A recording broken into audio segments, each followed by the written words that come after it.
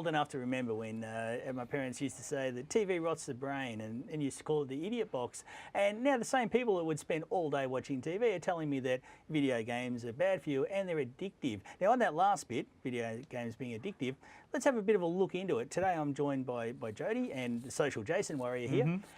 Well, let's start by the World Health Organization has said, well, it's a disorder. But and this is the thing. This is like a lot of these things. It's like people see a skinny girl and they'll go, "Oh, she's got an eating disorder." It's like, no, what? And like people exaggerate how they see. I mean, this is a specific criteria that has to be met. Of it has to be for like a year-long period of time with X amount of gameplay done in this at the detriment of it. Like you would classify any kind of addiction, be it gambling, being anything, but. Unlike a lot of those other ones, it doesn't have the physical trigger like a heroin or an alcohol or something like that. So to actually qualify for video game addiction, it takes a lot. There's a lot of diagnoses that would have to go into that. But of course, that's not the narrative that you're going to be fed for the next 6 months. I was going to say, the media reporting has been exactly the opposite of what you just said. So I was going to say, funnily enough, the media has been spieling it as gaming addiction is a mental health disorder, like as if it, like, you know, it doesn't really talk more about addiction and what addictive behaviour is about. It makes it sound like playing video games is like having depression or something. But that's what they want. That's the narrative they want to sell. Like whether and tinfoil hat as much as you want, but realistically, it's a welcome byproduct of this. Oh, great! What a great little chance for us to remind people that TV's still a thing, and they're not just old people who are dying watch television. I say on television, but that's fine. It is that thing of. You know, there's a vested interest in making sure that gaming's not seen as popular, but as per usual, everyone's throwing it out of proportion. Unsurprising. Well, let's go. Here's a slide I prepared earlier. Yeah. And this is according to Roy Morgan, the number of hours of TV watched per week, basically since late 2003, early 2004, has gone from roughly about 22 hours per week per person down to about 18 hours per week. Which is still more than I thought it would be, I'm not going to lie. I reckon if you check those nowadays, it would actually be even lower. But as a result, I still think showing that steady decline over the years is a pretty solid indicator of why it's important that TV is back in there. Yeah, that's why they're upset, but yes. But going back to the addiction point, it's important to talk about what kinds of addictions there are, I think, in regards to what the gaming is. So there are generally three kinds of substance. So that's alcohol, tobacco, the straightforward ones. Drugs, that kind of thing. Then you've got impulse disorders. So gambling is an impulse disorder, OCD, that kind of thing.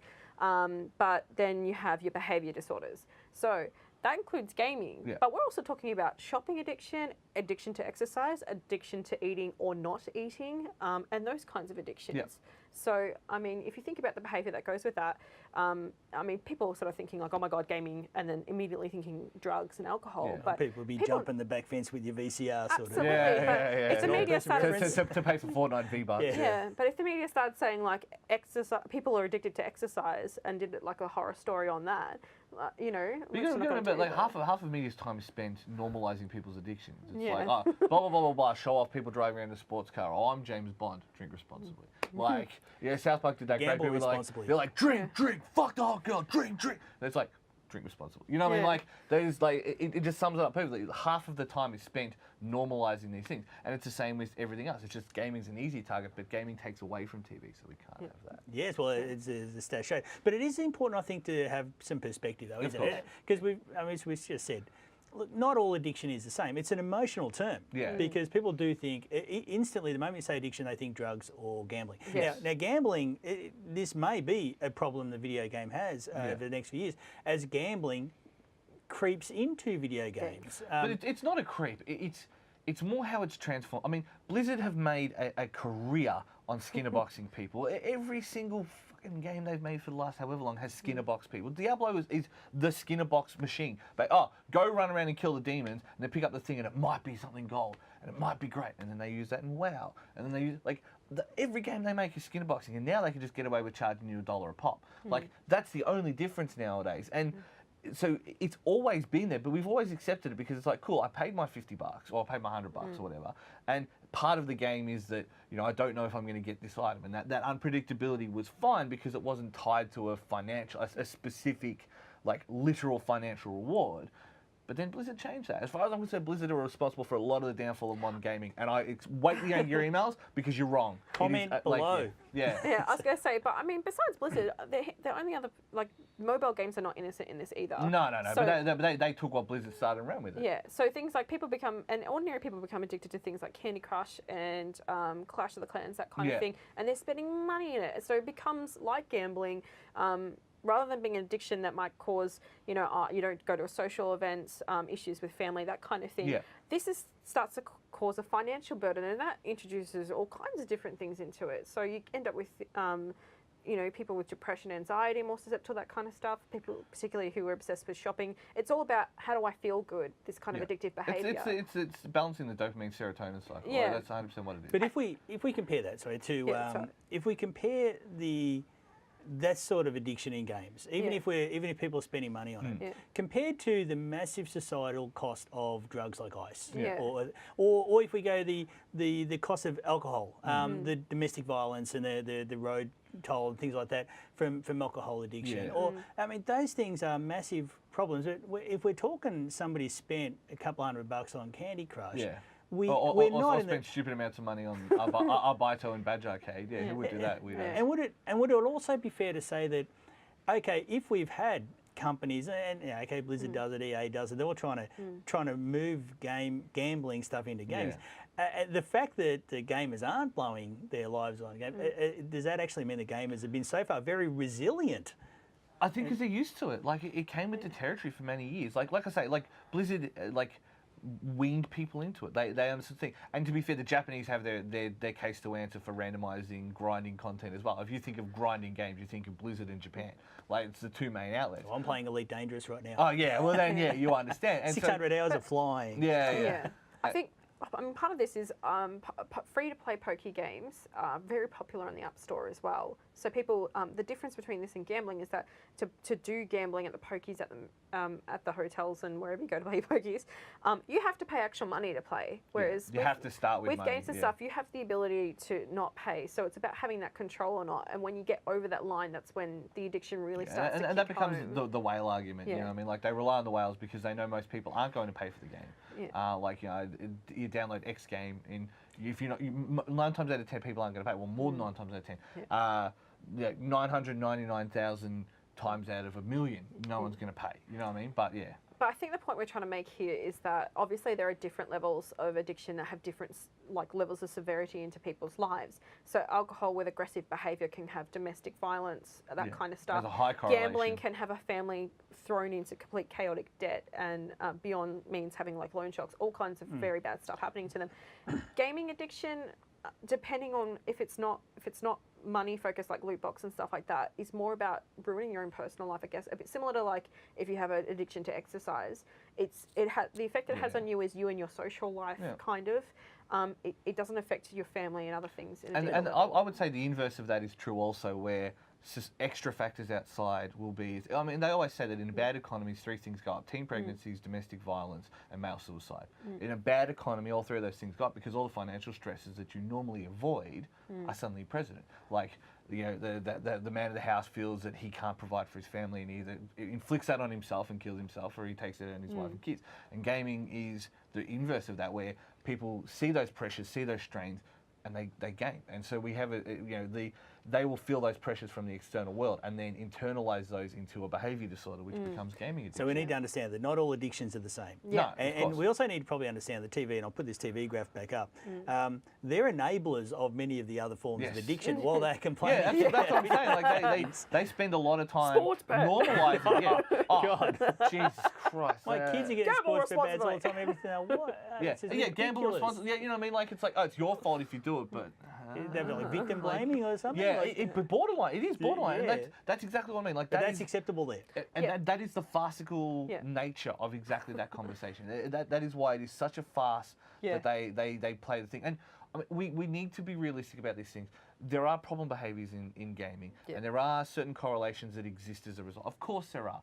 But and we as people who enjoy that pastime will defend it as a general rule. And I think sometimes people get a little bit too vitriolic and a little bit too passionate about that offence. But if you're not willing to listen to the evidence, then you're just as bad as the people slagging us off. You know what I mean? Like, if someone could show me decent evidence that says, here is a thing that we've noticed and we'd like to explore it more, well, that'd be interesting because I would like to know that too. But I'm yet to see a You're single saying thing. an intelligent video game discussion Look, in media. Look, it's possible. I haven't I've seen- been on, I've been on alive a long Reddit. That time. makes me intelligent, doesn't it? You should see the places I hang out. Yeah. It's very unlikely. 4D chess, man. That's the game of the future. Well, there's something else I want to touch on. The TV. TV is an enabler of other addictions. They sell that as a lifestyle, right? Why do we then? I mean, okay, this bugs me. Netflix.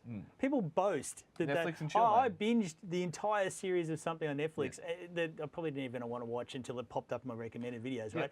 But with Netflix, we just see that as not an issue. Yeah. Like you can spend a whole weekend watching stuff on Netflix. No one's gonna. Crunchyroll, maybe they'll question you. Yeah, Netflix, I don't know. Necessarily. I mean, Depends on your girls circles, upset. if you Jodie. say that I Come on. spent the whole weekend trying to get through that one arc in One Piece, like people are going to be like, "Oh man, You're this is kidding just yourself. Roster Like one arc." weekend for one weekend. arc. Who are you kidding? Let's be honest. Don't delude But yourself. actually, there is an aspect to Australian, I think, Western culture, and I think I saw this when I was in Japan. They're more accepting, whereas here we seem to be. If you're not watching sport and drinking beer, you're a real weirdo. Yeah. It's very Australian, isn't it? It's just an exposure thing. The more people are exposed to these kind of things, the better off they'll be. Like, the amount of people who've gone, I've watched more anime lately. I'm like, why? Why would you something? Oh, because it's been on Netflix. And like, it's an exposure thing. Netflix Like, originals. And Netflix originals in the sense that they're distributed here by Netflix.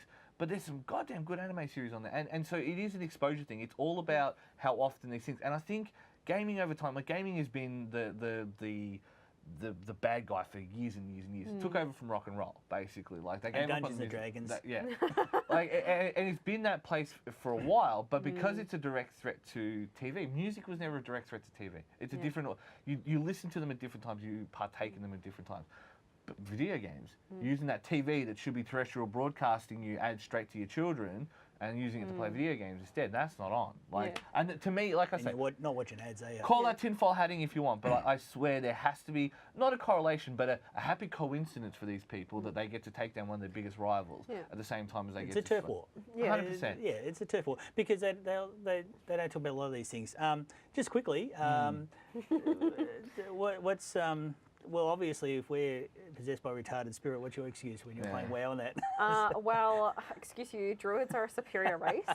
It's not a retarded I spirit. actually looked it's that up, that was my real. true, like, spirit. Okay. I'd like to point out that the amount of child sex allegations against me are 0, and the amount against Christian churches is not 0. So I will take the retarded spirit any day of the week.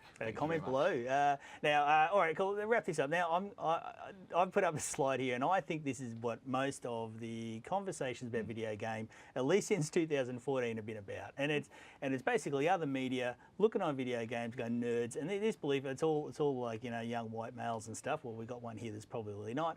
It is an attempt to be a bit superior and dump on something else that may be a little bit unknown. Well, especially because TV and newsprint skews old. It skews to boomers. It skews to the people who were already willing to blame. Yeah, they blamed you Gen Xers. They blamed all the music and all the TV on that.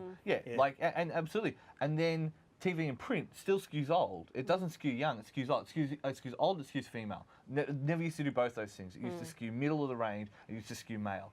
They don't control the narrative anymore, so they don't get the freedom from that. So anything that's viewed as, I guess, predominantly male, and obviously gaming has that weird dual Even though optic. 46 or 47% of gamers are female, but they're still saying but it's still the optic that it's a male. It's a young male pastime. Like whether or not you exist. You know what I mean? Like No, I was going to say, let's just be honest. It's a current affair, afraid that they don't have any more wars on something thanks to millennials, so they've decided that video game, they've gone like, oh, video game addiction. Yes, finally the juicy goodness. The war on TV. As a Gen X, I really do enjoy watching Gen Ys and then millennials blame for everything because I used to be asked for a little while. All right, well, look, I'll wrap this up, and I'm gonna go somewhere here where things are very important. Let's talk about games and how games are viewed and treated by older people. Now, we have this romantic notion of going out in the backyard having a kick of footy or a hit of cricket with our kids and teaching them basically life and life skills. Now, the thing that a lot of parents need to understand is that video games are that for your kids. that video games are where they socialise, where they compete and where they play. And they may not be as interested in the things that you were. And I think every parent out there needs to involve themselves in their children's video gaming like they would if the kids were going outside and playing sport. Not saying you shouldn't go out and play sport, but definitely involve yourself in video games. It'll teach them proper reactions to things, how they respond to things, much like you do when you're out doing something competitive in the park. And parents also need to just say, look, this is the future. Kids aren't going to stop playing games. When they grow up, they're going to play more games. Be part of it. Be part of their video game lives. Don't see it as a mystery. Don't see it as threatening, because it's what they do. It's how they play with their friends. And that's something that I think if we got used to that, we'd probably stop looking at reasons to blame video games for things and embrace them and say, you know what, there's a lot of benefits here and our kids are really enjoying it. We should be part of that too.